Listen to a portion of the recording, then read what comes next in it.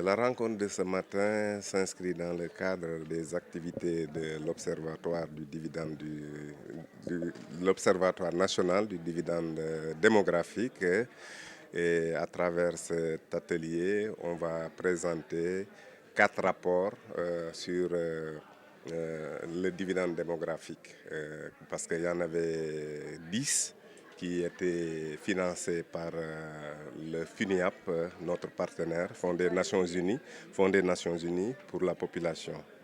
Il nous restait 4, comme vous pouvez le constater. Le Sénégal compte 14 régions. Le bailleur, notre partenaire, le FUNIAP, a financé 10. Il restait 4 régions. Et ces 4 régions, finalement, on l'a financé à travers la contrepartie nationale, c'est-à-dire les fonds propres de l'État.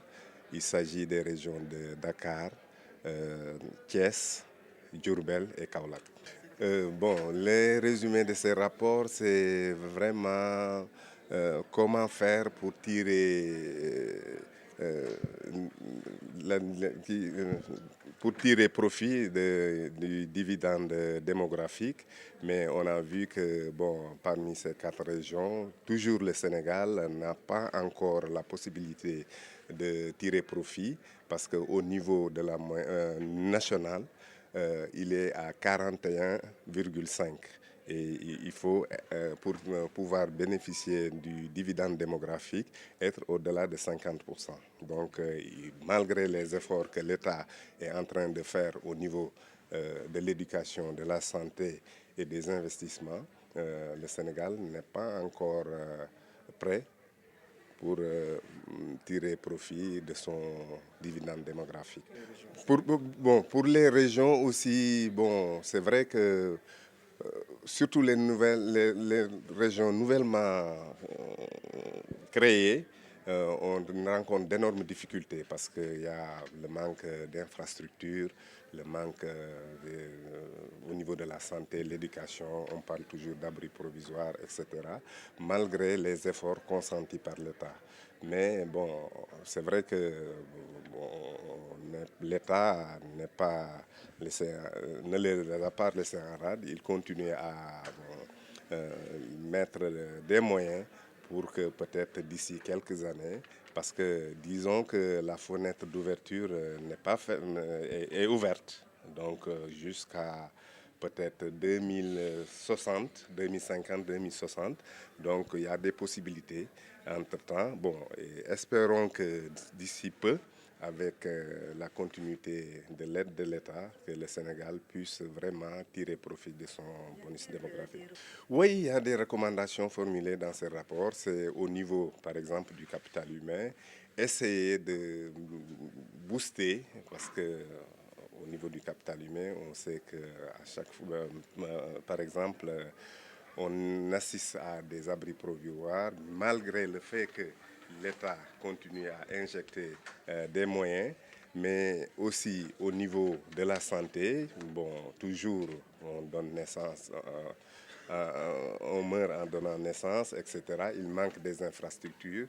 Toujours l'État est conscient de ça, mais vraiment on fait tout pour que d'ici peu, le Sénégal puisse avoir des lendemains meilleurs. En termes simples, vraiment, en termes simples, moi, j'ai l'habitude de dire que pour capter le dividende démographique, c'est faire en sorte que les actifs, c'est-à-dire les 18-64 ans, puissent supporter les moins de 18 ans et les plus de 64 ans. Les actifs puissent supporter les inactifs.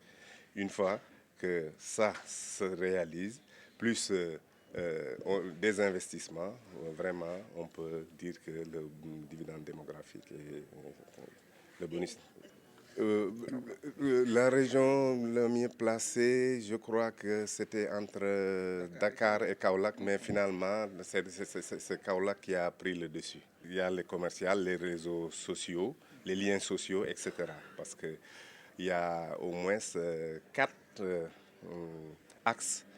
Il y a réseau et territoire, il y a les liens sociaux, il y a dynamique de pauvreté. La région de Kaolack est devant au niveau des liens sociaux, par exemple, qui sont surtout liens sociaux. Peut-être au niveau des infrastructures, c'est Dakar qui prend le peloton.